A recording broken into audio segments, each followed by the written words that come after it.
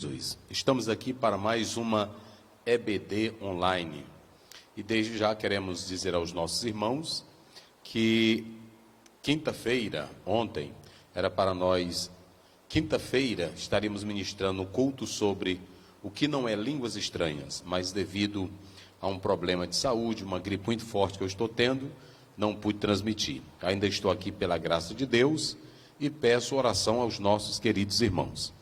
Estaremos dando início agora à nossa EBD online para ajudar nosso querido irmão, nossa querida irmã, professor, superintendente, para desenvolver com mais alegria, com mais denodo, o conteúdo da nossa lição.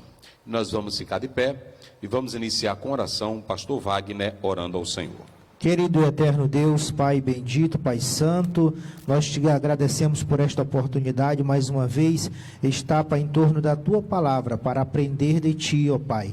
Pai, continua abençoando o Teu servo, pastor Osiel, Pai, queira ministrar a Tua palavra, usa, Pai, poderosamente, como o Senhor tem usado das outras vezes, abençoa cada um de nós, Pai, os que estão aí, Pai, do outro lado, assistindo conosco esta aula, abençoa, Pai, cada professor, cada superintendente, cada pastor, obreiro, irmão, irmã, que esteja conosco nessa noite. Abençoa poderosamente, tudo para a glória do Teu nome, é o que nós te pedimos e por fé nós te agradecemos agora e sempre. Amém.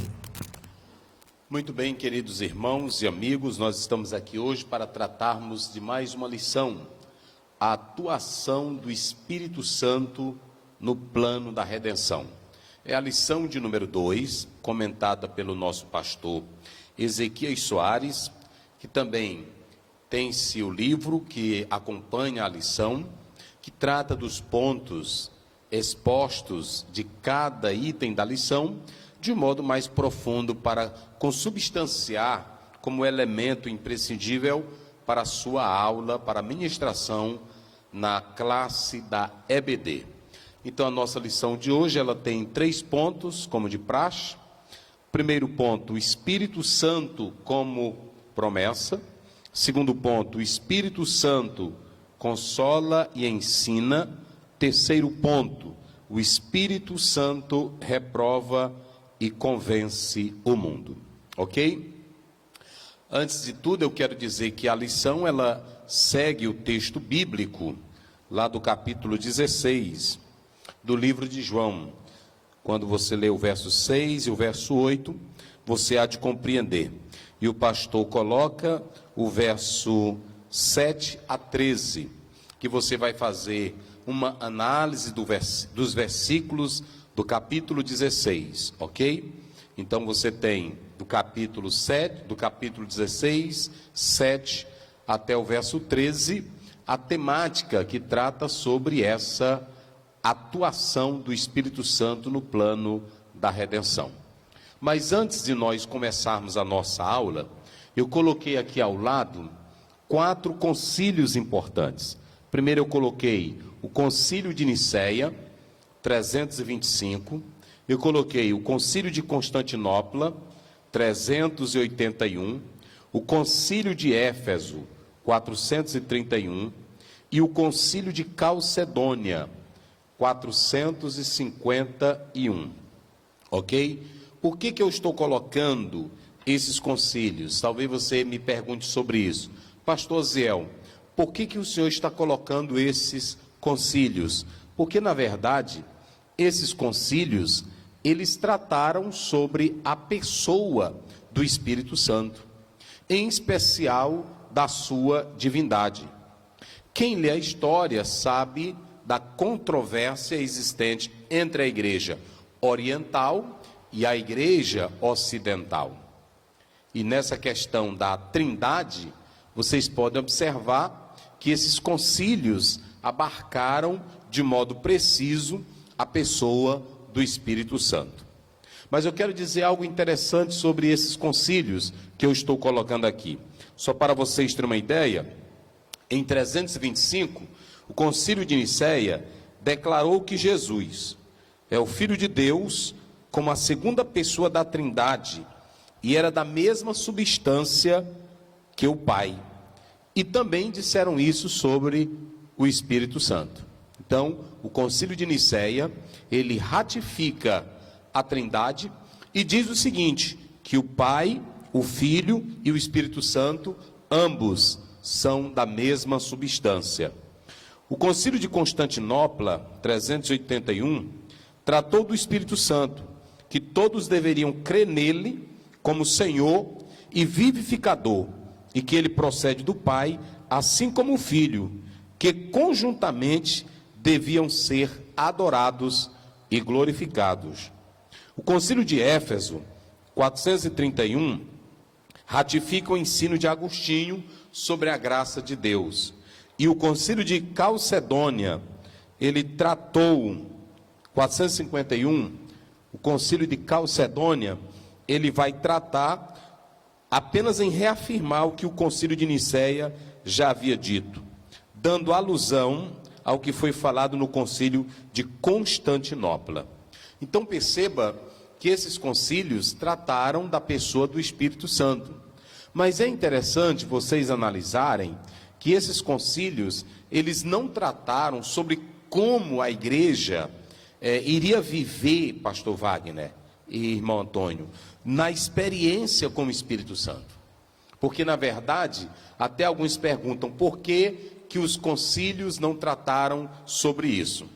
Eu quero dizer de antemão que não havia, a doutrina estava na Bíblia. A Bíblia fala sobre a Trindade, por exemplo, Mateus capítulo 28, na forma batismal, e em 2 Coríntios 13, 13, na bênção apostólica, se fala sobre o Deus Pai, Deus Filho e Deus Espírito Santo. Mas você não tem, por exemplo, nesses concílios, uma abordagem de como é que o crente se reage quando o Espírito Santo toma ele, como é que ele tem uma experiência. Aqui você vê que os concílios não trataram disso. Não trataram sobre como se deveria lidar com um crente que tivesse naquele movimento tremendo. Não. Mas por que não trataram disso, pastor Aziel? Qual a razão dos concílios se prenderem mais à pessoa do Espírito Santo, à divindade, e no relacionamento com a questão da Trindade? Na verdade, não há quase ensino e correção sobre essa temática, porque tem aqui um lado muito pessoal, porque a experiência, ela é particular, ela é subjetiva. Essa experiência que os cristãos sentiam, vinha diretamente da palavra de Deus, e quando tinha alguma coisa errada, havia correção. Um exemplo bem claro disso está lá em 1 Coríntios 14, quando o apóstolo São Paulo não proíbe os crentes a falarem línguas, a glorificar a Deus. Não, porque ele falava línguas e ele acreditava nisso. Mas ele coloca a questão da ordem. Então, o que se pode concluir que esses concílios que trataram sobre a pessoa do Espírito Santo não se prenderam às questões das experiências, porque isso era bem particular. E ainda hoje, é muito interessante a gente atentar para um fator que eu quero partilhar aqui com vocês. Que alguém pode perguntar, mas tinha essas experiências, pastor Aziel, lá atrás? Tinha sim. Vocês se lembram da heresia da Frígia? Vou colocar aqui, 170, vocês sabem disso, depois de Cristo. Vocês vão encontrar um homem chamado Montano. E Montano, é claro que seus ensinos foram condenados, mas porque ele tentou criar um outro cânon, fazendo um acréscimo e tirar alguma coisa. Só que no movimento de Montano, 3 coisas vão caracterizar fortemente esse movimento. Primeiramente, as profecias e revelações. Em segundo lugar, a vida de santidade produzida pelo Espírito Santo. E em terceiro lugar, a escatologia. Então, nesse movimento de Montano, a igreja será despertada para a formação do cânon do Novo Testamento, mas também há algo interessante. A igreja, ela é chamada a despertar-se mais e mais para a questão de uma vida de comunhão com o Espírito Santo. Porque nós temos 2 mulheres que vão estar envolvidas nesse movimento, Maximília e Priscila, vocês vão ver que essas mulheres, elas também vão estar nesse movimento e falando até do Paráclitos. Então o que você tem no movimento de Montano? Você tem revelações, você tem profecias, você tem um viver de santidade, você tem a escatologia que apontava para a vinda de Cristo Jesus. É claro que as heresias do movimento, elas foram condenadas, mas a igreja apostólica, ela já pregava sobre o viver em santidade, a volta de Cristo e sobre revelações e profecias. O que se condenou foi o acréscimo que ele queria fazer à palavra de Deus. Mas lá em 170, você já vai ver que pessoas buscavam a experiência com o Espírito Santo. Não é algo da agora como aconteceu na Rua Azusa, como aconteceu em outros lugares.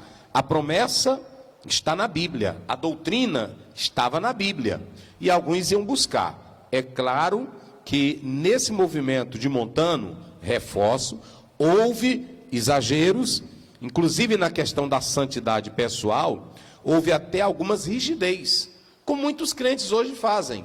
Tem coisas que a Bíblia não fala, que a palavra não fala, mas que um pastor antigamente, que seguia a ideia de um outro, criou, coisa que a Bíblia não fala. E aí criou-se uma rigidez de santidade, que não está na Bíblia, mas que foi criado pelos homens.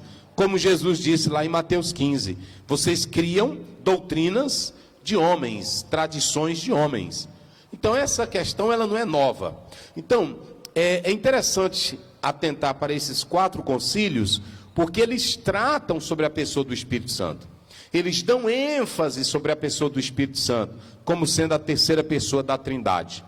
Eu falei aqui, por exemplo, na refutação que vai se fazer a Ário por parte de Atanásio, e nós podemos analisar que eu falei sobre alguns movimentos, Noeto e Práxias, Sabélio, que ele trouxe a ideia do modalismo. E quando você vem para essa visão aí de Práxias e Noeto, então nós vamos encontrar movimentos atacando o Espírito Santo, atacando a pessoa do Espírito Santo. E isso vai criando certos problemas. E aí os concílios, eles vão surgindo para dar ênfase à pessoa do Espírito Santo. Mas nesses concílios não se trataram sobre a questão da experiência, porque isso era muito pessoal, isso era muito particular, e nenhum dos homens de Deus eram contrário a essa temática. Vocês entenderam? Inclusive, o movimento de Montano, que traz esse reavivamento para a época, por que foi bom? Porque despertou a igreja também para buscar o poder e a glória do Espírito Santo. Inclusive, Tertuliano, ele vai ser atraído pelo movimento montanista.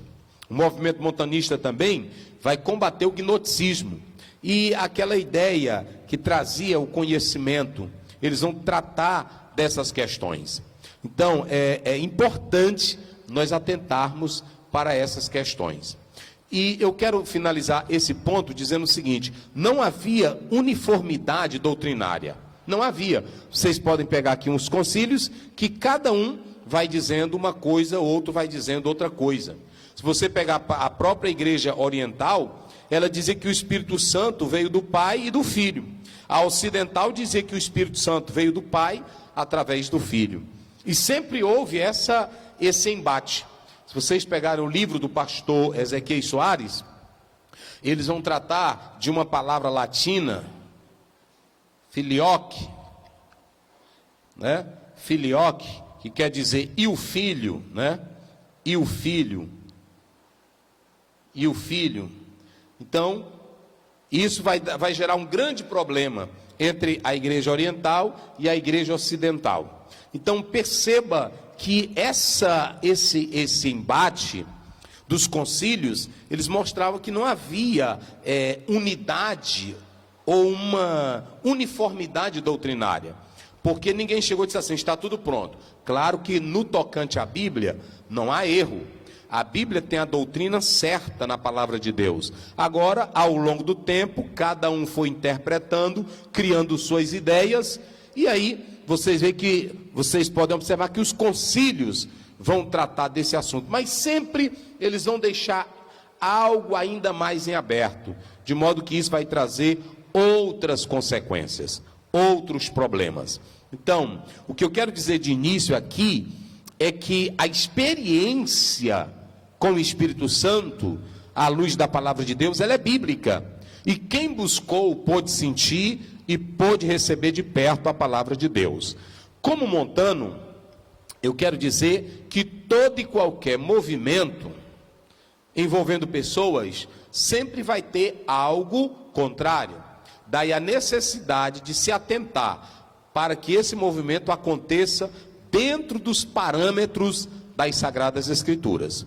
Se assim não for, será simplesmente movimento herético, sem a palavra de Deus, ok? Então eu estou fazendo aqui esse preâmbulo para que você entenda o aspecto histórico desse apanhado e você cresça com conhecimento na palavra de Deus. Sempre nas nossas lições sobre o Espírito Santo, nós estaremos abordando esse aspecto histórico para um melhor conhecimento, ok? Então vamos lá.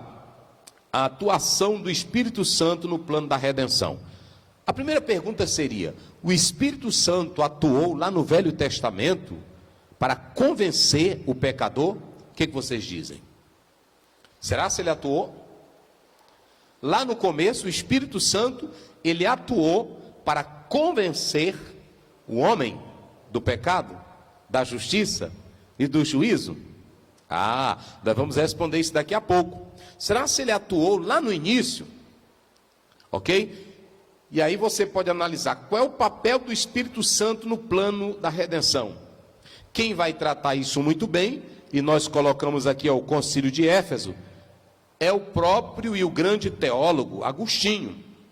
Naquele embate com Pelágio, que dava ênfase ao semipelagianismo, a questão do esforço humano, da vontade humana, que Pelágio dizia que não havia tanta necessidade do Espírito Santo, porque no homem tinha coisa boa. Eu quero dizer aqui para os irmãos e para os amigos, que nós não somos pelagianistas, nem semipelagianistas, não. Nós não damos a ênfase, porque às vezes nós estamos pregando lá no meio da rua e a gente diz assim: pecador, dê um passo para Jesus que ele vai te dar, não é assim?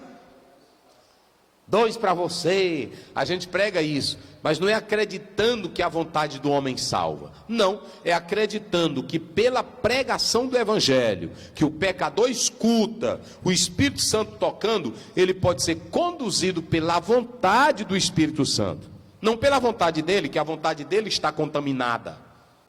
Todo o seu ser está contaminado. Mas a palavra de Deus é quem gera fé, sim ou não? Romanos 10:17, a Bíblia diz: a fé vem pelo ouvir o quê?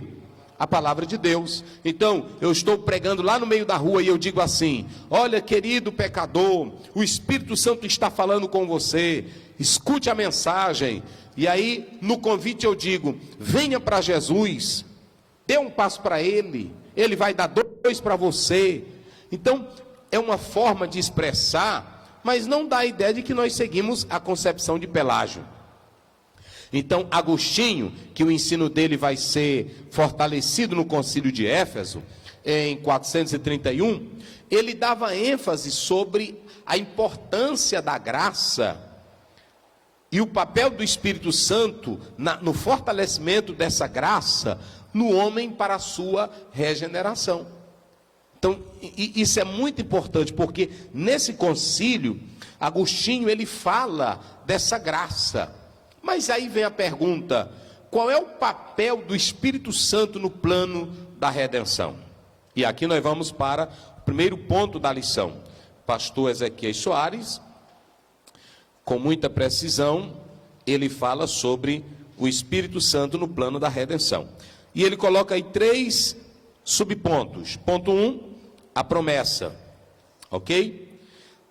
A promessa messiânica. Ponto 2, na antiga aliança. Ponto 3, a promessa do Consolador. Então, você tem... Por que nós temos a promessa do Espírito Santo nesse plano da redenção? Posteriormente, nós estaremos tratando sobre o relacionamento de Jesus com o Espírito Santo. Ok? Nós estaremos tratando sobre essa pericorese. Mas vocês podem já entender que o Espírito Santo, ele está lá em Gênesis capítulo 1, verso 2, na obra da criação. Mas vocês também podem compreender que o Espírito Santo, ele está atrelado ao ministério de Jesus. Isaías capítulo 61, o próprio Senhor Jesus Cristo, lá em Lucas capítulo 4, 17 a 18, ele diz: o Espírito do Senhor está sobre mim, me ungiu. Então, o Espírito Santo, ele vem também como promessa, porque está atrelado a Jesus Cristo, na capacitação de Cristo para a realização da obra redentora. Não é isso? Jesus vem para libertar o pecador, Jesus vem para pregar o evangelho, Jesus vem para desfazer as obras do diabo, no poder de quem? Vamos ler aí Atos 10, 31, só para vocês terem uma ideia. Vamos lá.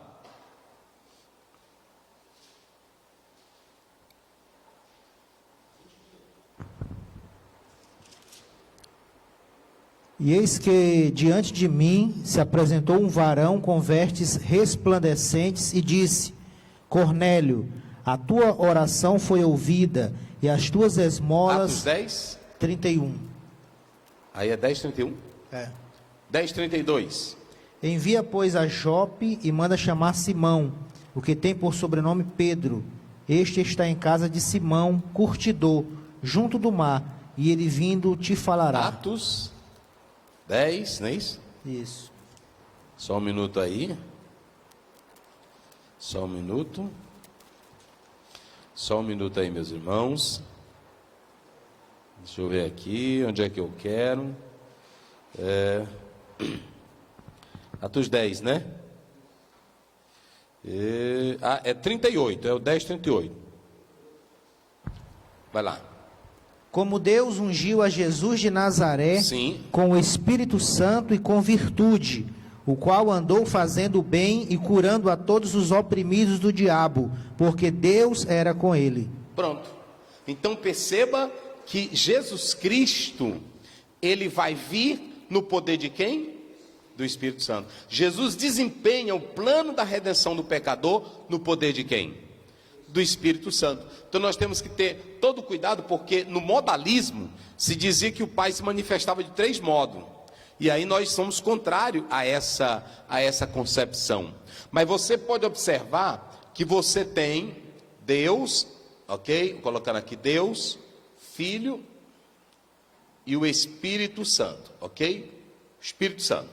Então você tem aqui a Trindade. Eu chamaria isso aqui de economia. Então Deus, Filho e o Espírito Santo. Cada um, nós já falamos que os 3 são iguais, coeternos, coparticipantes da mesma substância, da mesma natureza, distintos. Deus Pai, Deus Filho, Deus Espírito Santo. Mas dentro dessa economia divina, cada um tem um papel a desempenhar.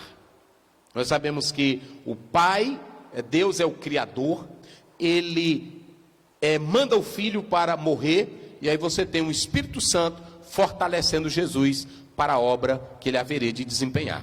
Ok? Então, é muito importante, inclusive, você vai ver aqui que a salvação, ela não é algo aleatório.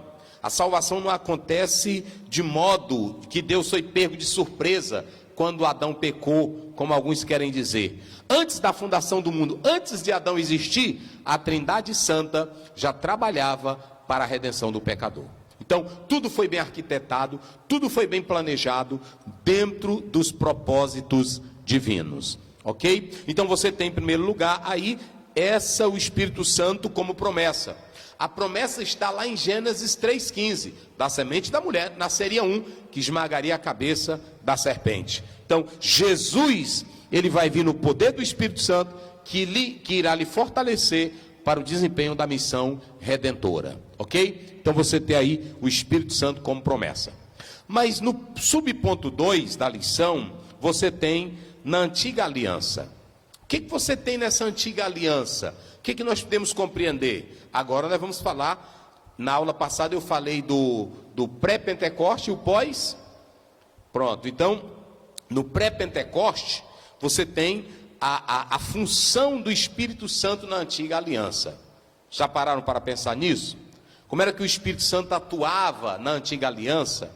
Como é que ele usava os homens antigamente? Aqui é muito importante você atentar para essa particularidade, porque você não pode separar Velho e Novo Testamento, ambos se completam. E 2 Timóteo 3,16, a Bíblia diz: toda a escritura é divinamente, pronto, toda, não é apenas uma parte. Mas aí você me pergunta, e como era que o Espírito Santo atuava na antiga aliança com esses homens? Primeiramente, leve em consideração que o Espírito Santo na velha aliança, ele atuava mais em Israel. Ele atuava mais em Israel. Deus levantou Israel para ser testemunha dele aqui na terra. Mas você tem um Espírito atuando na obra da redenção, na obra da criação. Você tem um Espírito atuando na palavra. Você tem um Espírito atuando no homem. E você tem um Espírito atuando antes ou no período do dilúvio. Gênesis 6:3, vamos lá, rapidinho.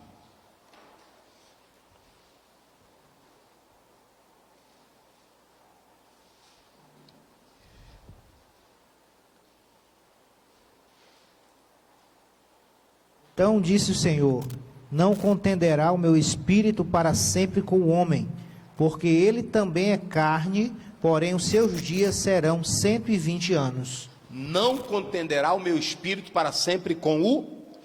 vejam bem, está minúsculo ou maiúsculo? Alguém fala isso aí, eu estive olhando lá, espírito. É maiúsculo. Maiúsculo. Aí você tem o pneuma. Alguns estudiosos dizem, que esse espírito não seria o Espírito Santo contendendo com o homem, mas o próprio espírito do homem. São concepções, mas outros teólogos são da opinião que aí é o Espírito Santo trabalhando, convencendo o homem, colocando ele em conflito consigo mesmo, assim como colocou Paulo, ok? Então, prestem bem atenção que se você analisar por essa corrente, você tem aí o Espírito Santo atuando na criação, mas já atuando também no homem. Outra coisa que o Espírito Santo, lá na velha aliança, ainda que a promessa fosse para Israel, ainda que tudo estivesse direcionado só para Israel, mas você vê que antes do dilúvio, quem é que Deus vai usar para pregar para as gerações? Não, quem é que Deus vai usar para pregar para as gerações daquela época? Não, Deus vai usar um homem. Quem é o homem? Noé. Deus vai usar Noé. Só que Noé vai ser instrumento. Quem é que vai atuar nele? É o Espírito Santo. Então ouçam bem aqui, o Espírito Santo instrumentaliza, capacita homens para fazer a vontade de Deus. Na terra já tinha homens que eram usados pelo Espírito Santo: Noé, Abraão, Jacó, Moisés, Josué, todos serão usados pelo Espírito Santo. É claro que no Velho Testamento você precisa entender que a graça e o Espírito Santo atuavam, mas não de modo abundante. Compreenda isso hoje. Porque, aí você me pergunta, pastor Zé, por que o Espírito Santo não atuava de modo abundante? E a graça também? Porque a mentalidade ainda não era totalmente progressista. Não era uma mentalidade ainda aberta. Nem os discípulos de Jesus estariam prontos para receber a profundidade do Espírito Santo. Nesse mesmo texto 16, Jesus diz assim: eu queria dizer muitas coisas para vocês, mas vocês ainda não podem suportar. Sabe o que eu imagino nas minhas análises? Mas não é apenas uma conjectura aleatória, é uma conjectura bíblica. Se o povo de Deus, só porque Moisés criou uma serpente e eles adoraram a serpente de bronze, só porque Deus disse que era para fazer uma arca e o povo adorou a arca, o povo lá no Velho Testamento, que não tinha ainda um avanço glorioso, o que eles iriam fazer com a graça e com o Espírito Santo? O que vocês acham? Não, eles iam adorar. Não adorar a arca? Não queriam adorar a serpente? Agora imagine se fosse falar sobre a graça e sobre o Espírito Santo, como nós falamos hoje. Possivelmente eles também iriam adorar a graça e iriam adorar quem? O Espírito Santo. Mais do que a Deus. Ou seja, eles não estavam ainda prontos para viverem a abundância de Deus. Aí o que é mais interessante? Você vai ter o Espírito Santo trabalhando de modo parcial. A graça tinha no Velho Testamento, o Espírito atuava no Velho Testamento. Como é que se prova isso? Você tem, por exemplo, Gênesis 41, 38. Quem foi que falou na boca de Moisés todo o projeto para Faraó? Quem foi que revelou todo o sonho para Faraó? O próprio Faraó disse: acharíamos um homem como este, em que haja o Espírito Santo.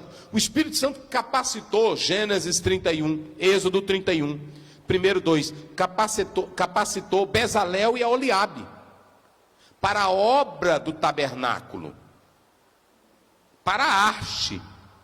Você vê também o Espírito Santo capacitando a liderança de Josué. Leia aí Números 27, 18. 27, 18.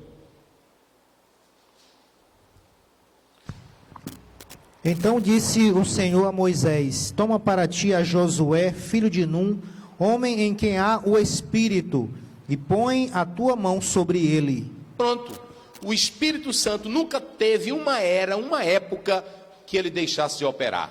Só que o Espírito Santo, no Velho Testamento, ele atuava não de modo profuso, abundante, porque se assim fosse, como se cumpriria a promessa em relação à vinda do Espírito Santo depois de Cristo? Entenderam agora? Então vocês podem observar uma coisa. Joel 2, 28 diz: mas quando ele vier, o Espírito Santo, aí ele vai ungir velhos, jovens, vai estar sobre todos. Não haveria mais restrições, mas sim uma abundância do Espírito Santo entre servos e servas. Não estaria mais limitado ao sacerdote, ao profeta, a uma revelação, a um homem, porque era esporádico no Velho Testamento. Em parte descia para alguns e outros não. Mas aí o que é mais interessante aqui, que eu vou dizer agora aos senhores, é que essa ideia velhotestamentária do Espírito Santo vir sobre alguns e usar alguns, vai dar margem para o que muitos fazem hoje. Sabe o que? O Espírito Santo está só sobre mim. Eu tenho uma comunhão gloriosa com o Espírito Santo, o irmão aqui não tem. Eu tenho uma unção que esse aqui não tem. Vocês sabiam que essa ideia vem lá do Velho Testamento? Porque como o Espírito Santo descia sobre alguns e não sobre todos, aí criou-se a ideia de que ele está mais em um do que em outros. Entenderam agora? E isso é muito sério, porque na atualidade nós temos irmãos que pensam que são donos do Espírito Santo. Eu já vi pessoas dizerem assim: convide o irmão fulano de tal, ele tem um dom, que na hora que ele bota a mão no irmão, o irmão é batizado. A irmã fulana de tal tem um dom que na hora que ela bota a mão na irmã, a irmã é batizada. Isso não existe, gente. Me desculpe, mas não existe.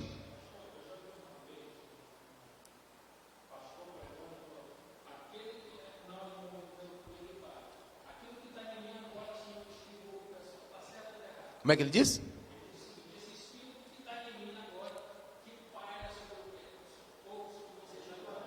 Não, de jeito nenhum. Você pode ler Mateus 25, falando do Espírito Santo, na parábola das 10 virgens. Observem que as 5 imprudentes, loucas, disseram: dai-nos do vosso azeite. Elas disseram: não, vão vocês mesmos comprar. Ou seja, o dom e a graça, o relacionamento com o Espírito Santo é pessoal. É você o Espírito Santo. Não existe essa de transmissão. Toca aqui em mim que você vai sentir. Eu vou colocar a mão sobre você. Isso não existe. Não existe. E deixa eu dizer uma coisa a mais para vocês. Se o orador, ele tiver voz, ele tiver capacidade, ele pode hipnotizar o auditório com que ele fala. Sabiam dessa? Até mesmo alguém que fala bem, até um livro que você lê, quando a leitura é gostosa, ele te hipnotiza. E há muitos que estão naquele clima, naquele momento, o pregador, a voz, e ele se ilude. E aí vem essas questões: olha, eu tenho uma unção tão grande aqui, que eu vou passar ela para vocês agora. E quando eu passar, eu vou contar 1, 2, 3, e vocês vão sentir. Isso é meninice. Não é Espírito Santo. Espírito Santo é uma pessoa.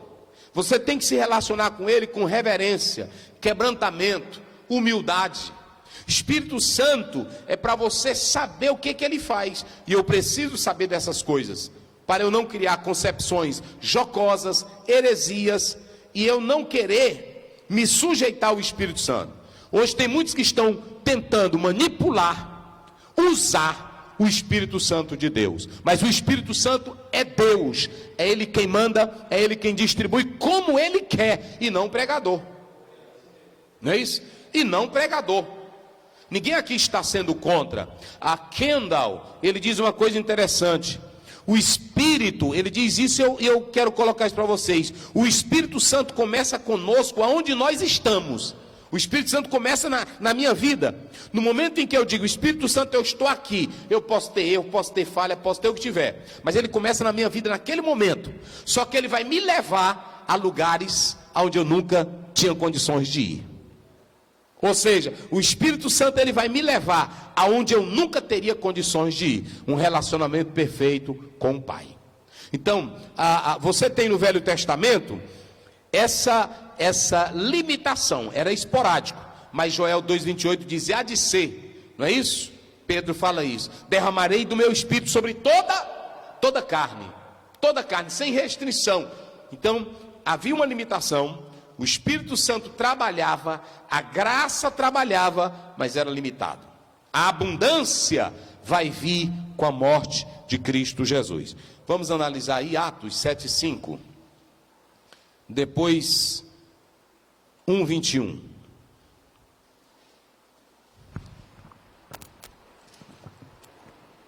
Atos 7,5. E não lhe deu nela herança, nem ainda o espaço de um pé, mas prometeu que lhe daria a posse dela, e depois dele a sua descendência, não tendo ele filho. Atos 7,5. 7,5. 1,21.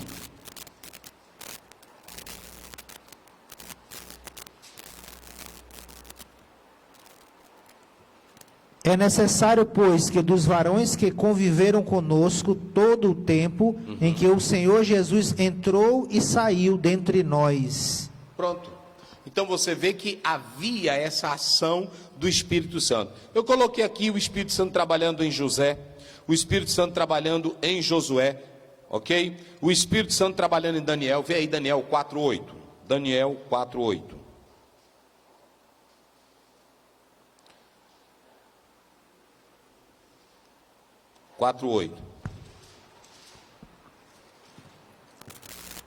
Mas por fim entrou na minha presença Daniel, cujo nome é Beltesazar, segundo o nome do meu Deus, e no qual há o Espírito dos deuses santos, e eu contei o sonho diante dele.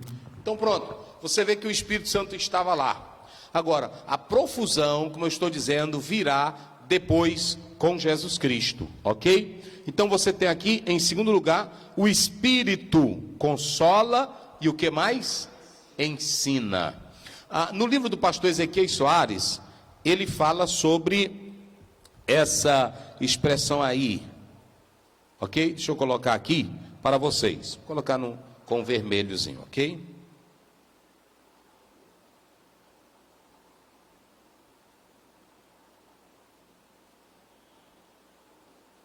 Parácletos.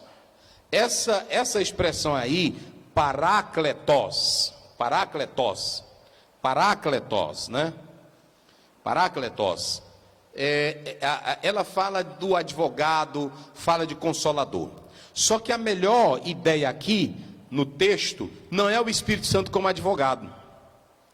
Se você analisar, você vai ter lá em 1 João 2 primeiro, filhinho, não pequeis, mas se pecardes, temos um advogado. Seria um assistente, alguém que é convidado para ficar ao lado de outrem, esse parácletos, como vocês estão vendo aí no próprio texto bíblico, parácletos. Agora, esse paráclito aqui, é que na verdade, ele consola. O Espírito Santo aqui, esse paráclito, ele está atuando como alguém que consola, alguém que conforta, alguém que levanta. Então, o Espírito Santo, ele entra como esse parácletos, não como advogado, ok? Não como advogado. É claro que o Espírito Santo, lá na velha aliança, ele também condena. ele também julga. Isso está claro. Isso está claro. Mas eu não estou falando desse julgamento aí do Espírito Santo.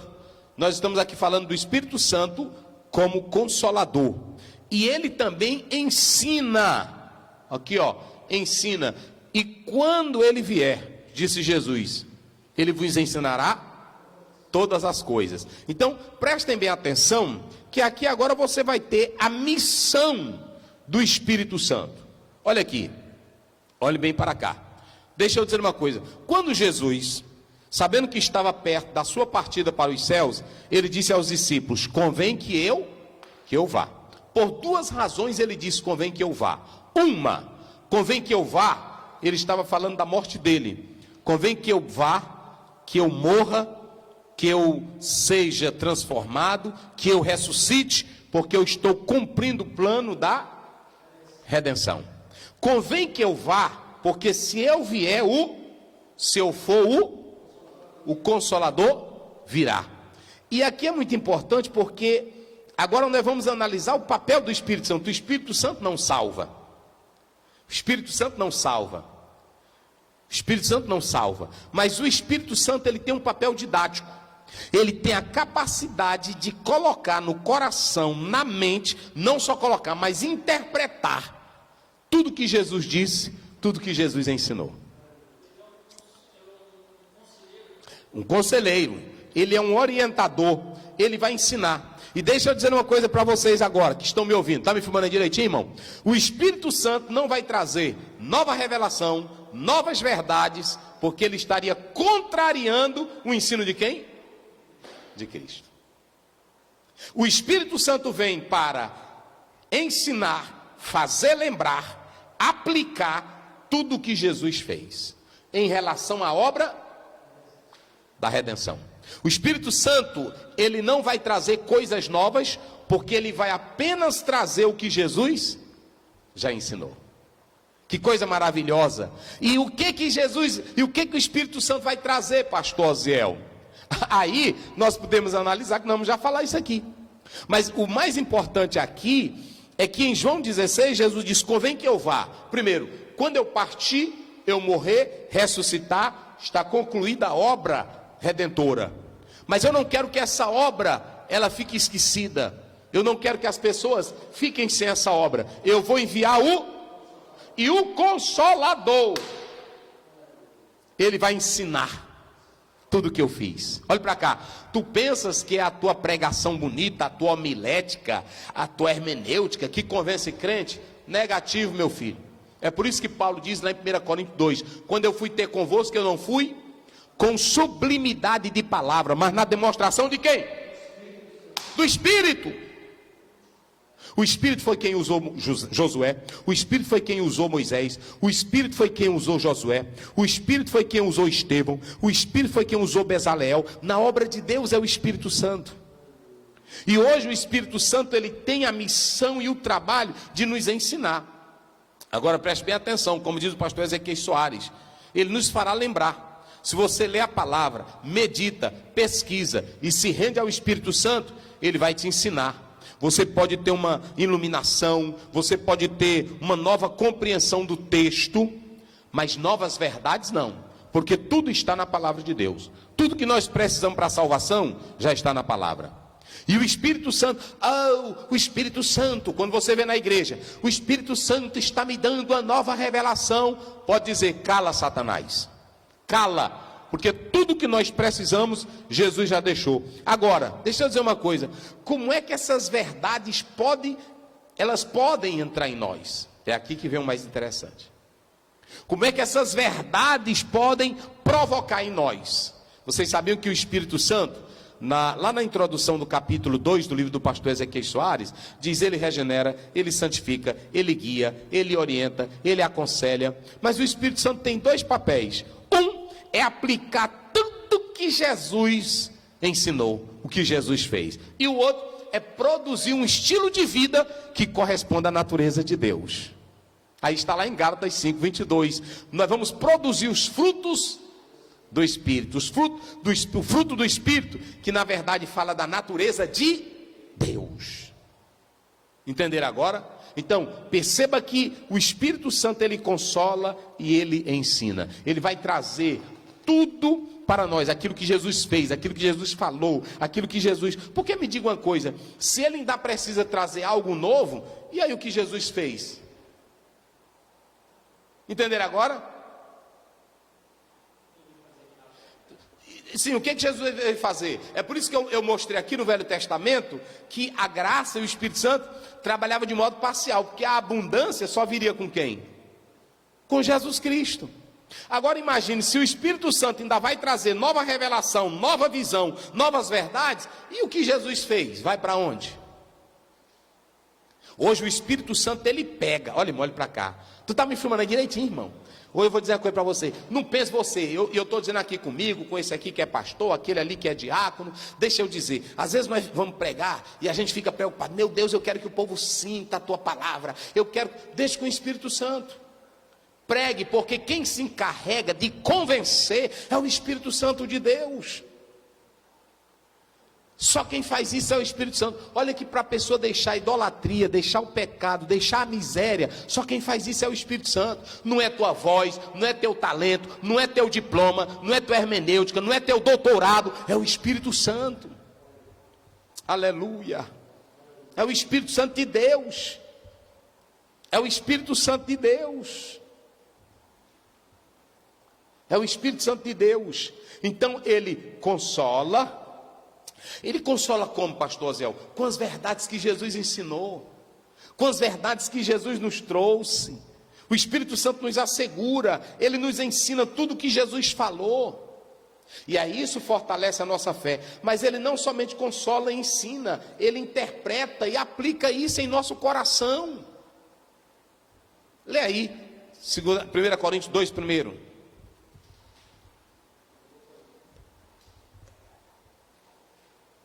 1 Coríntios 2, 1-4, lê aí. E eu, irmãos, quando fui ter convosco, anunciando-vos o testemunho de Deus, não fui com sublimidade de palavras ou de sabedoria, porque nada me propus saber entre vós, senão a Jesus Cristo e este crucificado. E eu estive convosco em fraqueza, e em temor, e em grande tremor. A minha palavra e a minha pregação não consistiram em palavras persuasivas de sabedoria humana, mas em demonstração do Espírito e de poder. Pronto. É o poder do Espírito Santo.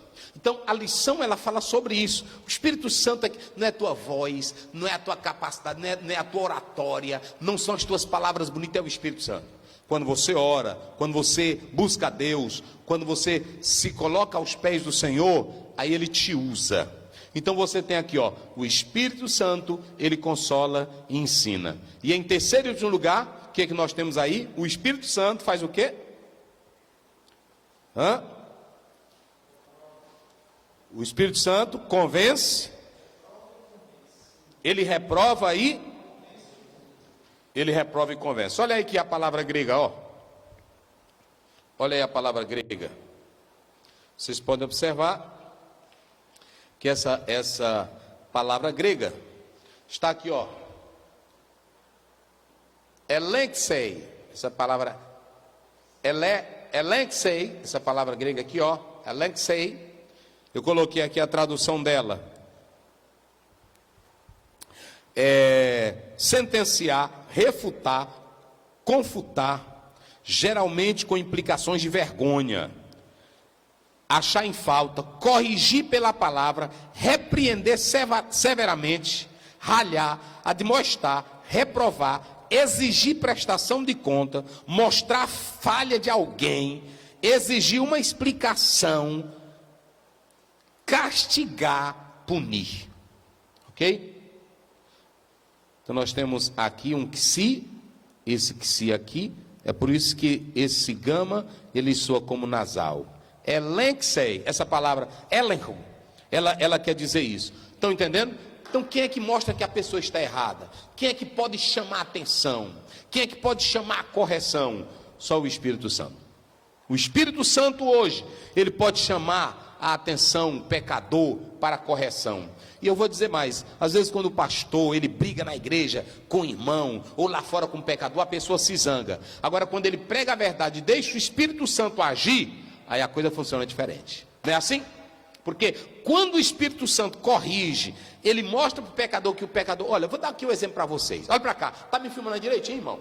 Olha, querido amigo, você que está me ouvindo a palavra de Deus, Jesus morreu na cruz para perdoar os teus pecados. Ó pecador, venha para Jesus. O inferno não foi feito para você. A gente prega na rua. Às vezes tem um bêbado, às vezes tem um ébrio, às vezes tem uma prostituta, aí tem uma lésbica, tem um homossexual. Ele escuta lá a palavra. Aí o Espírito Santo, eita glória a Deus, Elexei, o Espírito Santo vai chamar ela a atenção. Eita rapaz, agora a vontade aqui foi de saltar, que nem diz os pregadores, né? O Espírito Santo, ele entra lá dentro, ele vai na alma. Aí ele começa, olha, Jesus fez isso por ti, se tu não aceitares, tu serás punido. Essa vida que tu leva não está certa. Aí ele vai aplicando o ensino de Cristo, a palavra de Cristo. Aí ele vai fazendo o quê? Mas ele não vai só convencendo, ele vai fazendo o quê também? Reprovando. Olha aí essa palavra, esse elerro, que aqui eu coloquei, elexei, ele quer dizer isso aqui. Achar em falta, corrigir por palavra, repreender severamente. Às vezes o pregador está, olha para cá, você não pode ser aquele pregador, ei vagabundo, ei cachorra, não, faça isso não. Tem pregador que anda com isso. Eu quero te dizer, vagabundo, tu que está aí, vagabunda, faça isso não. Faça isso não. Ei miserável, ei desgraçado. Não é você quem trabalha, não é você quem convence. As tuas palavras não convencem. Prega a Bíblia, aleluia. Prega a Bíblia. É por isso que Paulo diz em 2 Timóteo 4, do versículo 2, prega a palavra a tempo e fora de tempo. Às vezes tem pessoas que dizem assim, tem uma lei aí contra nós, mas é porque também tem muito pregador imprudente, tem muita pregadora imprudente, e ainda dizendo, o Espírito Santo está me usando. Não é assim não, hein? Tem que ter amor e misericórdia. Outra, o Espírito Santo Jesus não me chamou para salvar ninguém, Jesus não me chamou para convencer ninguém, Jesus me chamou para pregar. Eu tenho que pregar, porque quem convence quem é? Agora, quem é que vai mostrar para o pecador que ele pode ser punido? Quem é que vai mostrar que a pessoa está errada? Quem é que vai mostrar que a pessoa está no pecado? Quem é que vai mostrar para a pessoa que ele pode ir para o inferno? Então não é tu que deve abrir a boca, pecador miserável, tu vai para o inferno, desgraçado. Não, de maneira nenhuma. Você vai pregar o evangelho na íntegra, mostrar que Jesus Cristo é o Salvador, mostrar que Jesus Cristo liberta, mostrar que Jesus Cristo transforma. Aí quando você vai pregando, a Bíblia diz, João 5,24, quem ouve a minha e crê naquele que me enviou, não entra? É o Espírito Santo. É o Espírito Santo quem convence. Aí o Espírito Santo mostra a vergonha dele, dela. O Espírito Santo mostra a sujeira dele. Ele começa a te reprovar. Ele começa a te reprovar. Ele começa a te humilhar. Ele vai jogando na tua cara. Deus te fez e você está nisso. Aí a pessoa lá no fundo diz, eu quero aceitar Jesus como meu Salvador. Não é assim? Eu quero aceitar Jesus, pastor. Às vezes um folheto, às vezes um hino. Eita, glória a Deus. É verdade. Ninguém tinha, como Paulo. O Espírito Santo foi quem convenceu Paulo. O Espírito Santo convenceu Cornélio. Quem convence é o Espírito Santo, meus irmãos. Você não deve pensar, é porque é o seguinte, eu sou, e olha que eu gosto e defendo e faço curso. Ninguém aqui está proibindo. Eu louvo a Deus pela vida dos teólogos, biblistas, nós precisamos desses homens. Agora nós não podemos fazer disso o nosso cavalo de batalha, a nossa base é o poder do Espírito, é Ele que convence. Nós criamos uma ideia errada. A gente pensa que o pregador, naquela euforia, naquele grito, naquela zoada, é que vai convencer. Não, é o Espírito Santo. Pode ser um pastor de voz mansa e tranquila, pode ser um irmão, pode ser um professor. O importante é estar no poder do Espírito Santo, como disse Paulo. Não é assim? Paulo disse aí: eu fui na demonstração do Espírito e de poder. E Paulo não pregava gritando não, viu, irmão? Paulo nem pregava gritando e nem pulando. Porque se ele pregasse gritando e pulando, o jovem não tinha dormido lá na janela e caído. Eu duvido de um pregador barulhento desses aí que tem hoje, não é assim? Receba, receba. Se o jovem tinha dormido. Pronto, o jovem Eutico. Mas aí a Bíblia diz que ele dormiu, que caiu. E foi no sermão de Paulo. Então pronto, quem convence é o Espírito Santo. Deixa com o Espírito Santo, é ele quem trabalha, é ele quem convence. Então, eu tenho que separar a obra do Espírito Santo em relação aos não regenerados e a obra do Espírito Santo em relação aos regenerados. Eu coloquei aqui, em relação aos não regenerados, ao homem. O Espírito Santo, ele usa veículos humanos para pregar a palavra.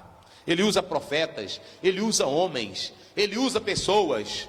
Pronto, você vai ver que quando Salomão faz o templo, ele diz: e até o estrangeiro quando vier aqui. Muitos estrangeiros iam para Israel buscar a Deus por causa dos profetas, das revelações e das visões. Os gibeonitas, capítulo 10, os gibeonitas foram buscar, está lá no 9 também. Segundo, ele testifica. Lê aí João 15, 26. Quantos minutos aí, irmão? João 15, 26. Mas quando vier o Consolador, que eu da parte do Pai vos enviei, aquele Espírito da verdade, que procede do Pai, testificará de mim. Pronto, o Espírito Santo da verdade, ele virá e ele vai testificar de Jesus, ele vai falar de Jesus. O Espírito Santo não vem para falar de dente de ouro. O Espírito Santo não vem para falar de caicai. O Espírito Santo não vem para falar de uma segunda unção. O Espírito Santo vem para falar de Jesus, testificar o que Jesus fez. Meus irmãos, é só falta de Bíblia. Essas histórias que tem aí hoje é só falta de Bíblia. O Espírito Santo, ele não vai trazer doutrinas novas, ensinos novos, porque nessa trindade divina, cada um tem o seu papel. E o papel do Espírito Santo é falar, é glorificar o Pai e é glorificar o Filho. Ele glorifica como? Testificando o que o Filho fez. Testificando, ensinando o que o Filho fez. Aleluia. A segunda coisa, a terceira, ele convence. E é aqui que eu quero falar com vocês. Olha aqui o verbo, elenxei. Esse verbo, elenxei, do grego, que até de origem certa, ele fala de convencer. Mas esse convencer aqui, é como nós já falamos aqui agora há pouco. Esse convencer aqui é pesado. Eita, irmão, o Espírito Santo é pesado. Aí pronto, observem que ele vai convencer. E eu coloquei aqui, só para vocês terem uma ideia, sobre, no meu comentário, passagem bíblica, eu coloquei o seguinte, que o Espírito Santo, meus irmãos, ele convence. Mas como é que ele convence? Tratando dos mesmos assuntos que Jesus já tinha tratado. Eu pergunto, Jesus tratou do pecado? Jesus tratou do juízo? Sim ou não? Jesus tratou da justiça? Então o Espírito Santo só vem falar o que Jesus já tinha falado. Ele convencerá o mundo. Olha aí, olha, o mundo, o Espírito Santo vai tratar desse assunto, convencendo o mundo do pecado, da justiça e do... Ou seja, o Espírito Santo falaria da derrota do pecado. O Espírito Santo vai chegar, o pecado destrói, está lá em Romanos 5,12. O pecado traz morte, mas Jesus Cristo veio, venceu o pecado. Romanos 6,23, o salário do pecado é mas é a vida eterna em quem? Pronto, então o Espírito Santo fala, o pecado é destruidor, o pecado é desgraçado, o pecado é miserável, mas Jesus Cristo desfez o pecado com a sua morte. Então, quem é que vai mostrar para o pecador essa verdade? O Espírito Santo. Jesus ensinou sobre isso, mas quem convence o homem desse pecado, dessa incredulidade, é o Espírito Santo. Ele convence da incredulidade. Lê bem em Atos 2, 36, 37. Saiba, pois, com certeza, toda a casa de Israel, que a esse Jesus, a quem vós crucificastes, Deus o fez Senhor e Cristo. Ouvindo ele isto, compungiram-se em seu coração e perguntaram a Pedro e aos irmãos, os demais apóstolos: que faremos, varões e irmãos? 37 também? 38, né? E disse-lhe Pedro: arrependei-vos, e cada um de vós seja batizado em nome de Jesus Cristo para perdão dos pecados, e recebereis o dom do Espírito Santo. Pronto. Então quem convence, meus irmãos, dessa incredulidade é o Espírito Santo. Observe como é que uma multidão vai acreditar em Pedro, que Pedro diz assim: vocês mataram Jesus. Pedro acusou uma multidão de homicídio, de assassinos. E aí como é que eles vão crer? É porque eles estavam no poder do Espírito Santo. Ele só pregou, ele não ficou dizendo: ei, bando de covarde, ei, miseráveis, vocês são assassinos. Não, ele só disse assim: olha, vocês mataram Cristo, o justo, o santo, o perfeito, o fiel, mas Deus o ressuscitou. Aí ele diz: então se arrependam. Quando ele começou a falar, eu li um teólogo que diz que as palavras de Pedro eram como uma faca bem afiada, cravando no coração de cada pecador. Que aí eles gritaram: irmão Pedro, o que faremos? Ele disse: arrependei-vos. Arrependei-vos. Então o importante é pregar a palavra. Vamos pregar a palavra. Vamos deixar de coisinha. Tem irmão que está inventando coisinha, colherzinha de chá, água com açúcar, temperadinha. É o evangelho do teatro, é o evangelho da água com açúcar. O evangelho é o da Bíblia, meus irmãos. É o da Bíblia. Quem convence é ele, mas ele convence da justiça pessoal de Cristo. O que é essa justiça? O Espírito Santo mostra que a nossa justiça não vale nada.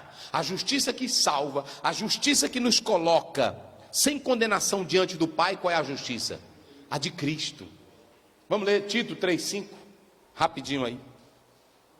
Eu gosto da Bíblia, meus irmãos. Tito 3,5. Sérgio, vamos encerrar. Não pelas obras de justiça que houvéssemos feito, mas segundo... Parei. Não por obras de justiça que houvéssemos feito, mas o quê? Segundo a sua misericórdia, nos salvou pela lavagem da regeneração e da renovação do Espírito Santo. Atos 2:33. 2:33, né? É. De sorte que, exaltado pela destra de Deus, e tendo recebido do Pai a promessa do Espírito Santo, derramou isto que vós agora vedes e ouvis. Pronto. Então, meu irmão, ele convence da justiça. O Espírito Santo, que a pessoa diz assim: mas eu sou pecador, eu não posso ser crente, eu sou imperfeito. Ao Espírito Santo: você não precisa dessa justiça sua, porque lá o profeta Isaías diz que a nossa justiça perante Deus é como? Trapo de imundícia. A justiça que salva é a de Cristo. Olha para mim aqui, ó.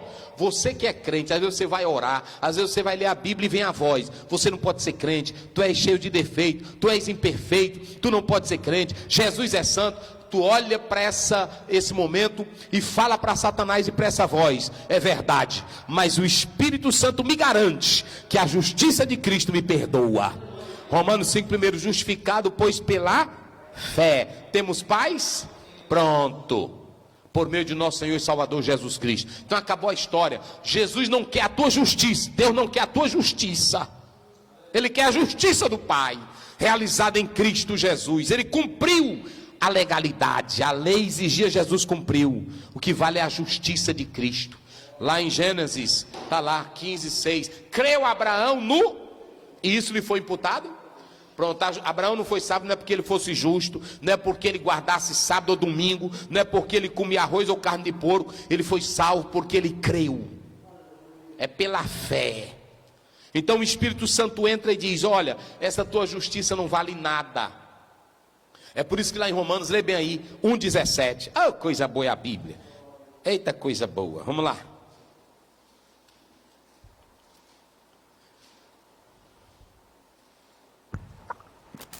Porque nele se descobre a justiça de Deus, de fé em fé, como está escrito, mas o justo viverá da fé. O justo viverá? Da fé. Então pronto, é a fé no sacrifício de Jesus. Então ele convence do pecado, da justiça e o que mais? Pronto. E do juízo? Nós sabemos que duas coisas o Espírito Santo mostra para nós. Que o príncipe desse mundo, Satanás, já foi o quê? Julgado. Pronto. Já foi julgado. Condenado o pecado. Então nós podemos observar que esse juízo aqui, ele fala do julgamento de Satanás, que aconteceu. Vocês sabiam que a derrota do diabo, ela se consumou na cruz, mas a derrota do diabo, ela começa no momento em que Jesus nasce. É por isso que quando você lê Lucas, você vai ver Simeão, você vai ver os magos, e quando começa a adorar o menino, a Bíblia diz, e sua mãe guardava tudo em... Como é que uma criança, Simeão diz, agora despede o teu servo, porque os meus olhos já viram a tua salvação. Que menino é esse? No momento em que Jesus nasce da semente da mulher, ele já estava pisando na cabeça do diabo. Entenderam agora? Ei, olha para cá. Tem irmão que diz, pisa na cabeça da serpente, pisa na cabeça. Jesus já pisou. Ele já pisou faz tempo. Não é assim? Eu vejo até na igreja, vamos contar até 3. Aí tu vai pegar a cabeça do diabo, e tu vai, não precisa mais não, tu vai doer teu pé. Olha para cá, tu vai doer teu pé. Jesus já pisou. Eita glória! Já pisou. Aí a gente faz, eu respeito os meus amigos, pastores, pregadores, porque tem uns que fazem isso, né? Aí pronto, é agora, chama o diabo aí, chama, pega teu pé, bota o azeite bem aqui, unja aqui, é agora, não pisa na cabeça dele, vamos pisar na cabeça dele. Não, teu pé não faz nada com o diabo. Jesus já pisou, porque ele já julgou. Vê bem aí Romanos, me parece que é 16, 20, vê aí, o 20 é o 19, vamos lá, eita coisa boa.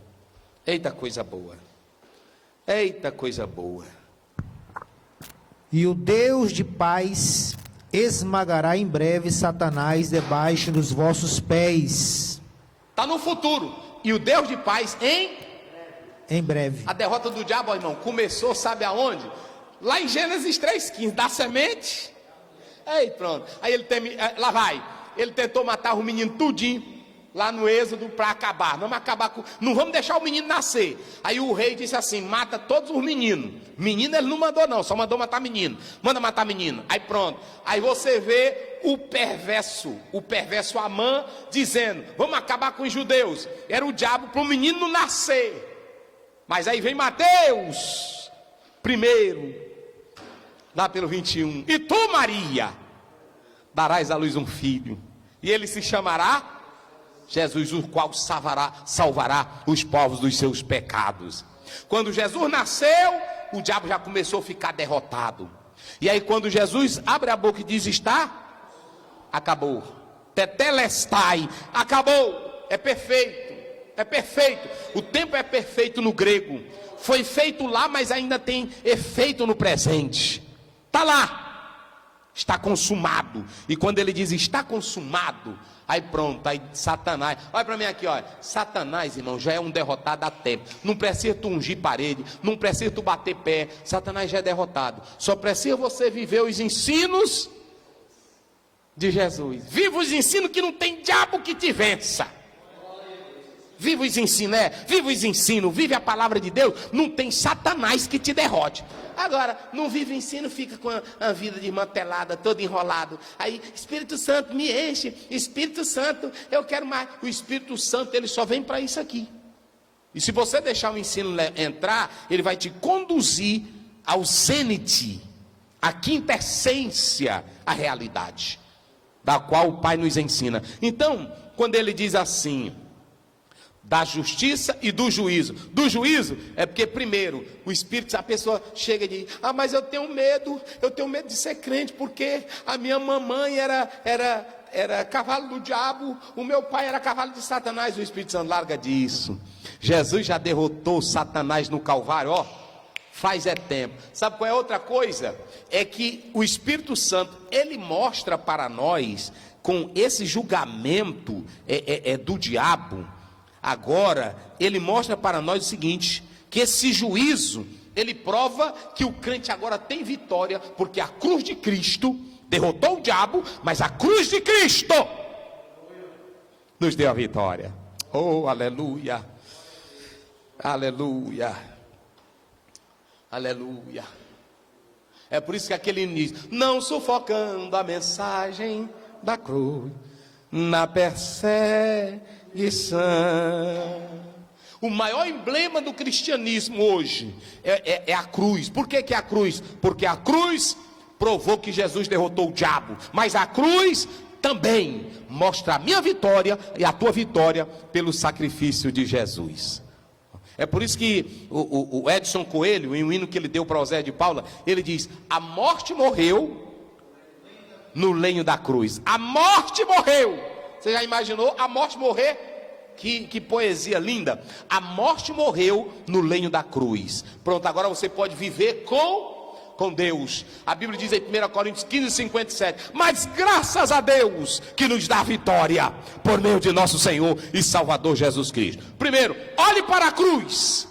Satanás já está julgado, Jesus derrotou ele. Mas olhe para a cruz, a tua vitória está garantida, porque o Cristo da cruz, ele vive eternamente. Querido irmão, querida irmã, Deus te abençoe, Deus nos abençoe, vivamos na fé, em nome de Jesus, amém. Pastor Wagner, ora ao Senhor.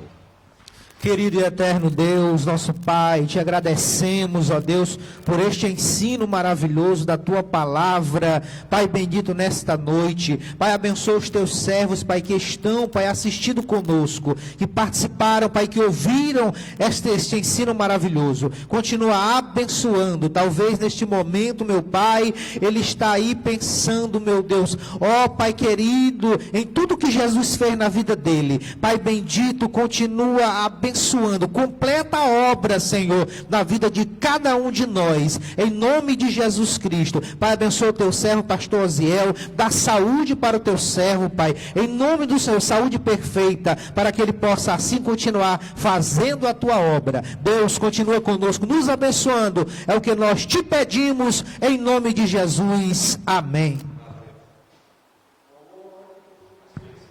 A graça de nosso Senhor Jesus Cristo, o amor de Deus nosso Pai, a doce comunhão do Espírito Santo, seja com todo o povo de Deus, agora e sempre. Amém.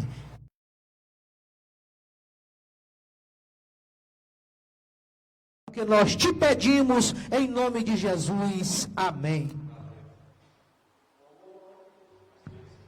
A graça de nosso Senhor Jesus Cristo, o amor de Deus nosso Pai, a doce comunhão do Espírito Santo, seja com todo o povo de Deus, agora e sempre.